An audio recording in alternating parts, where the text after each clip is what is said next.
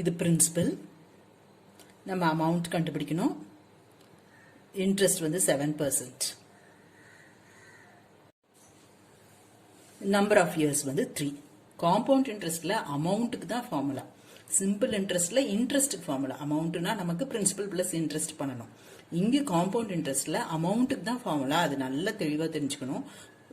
Amount is equal to P into 1 plus I the whole power n. Principal I n எல்லாமே substitute பண்ணுங்க.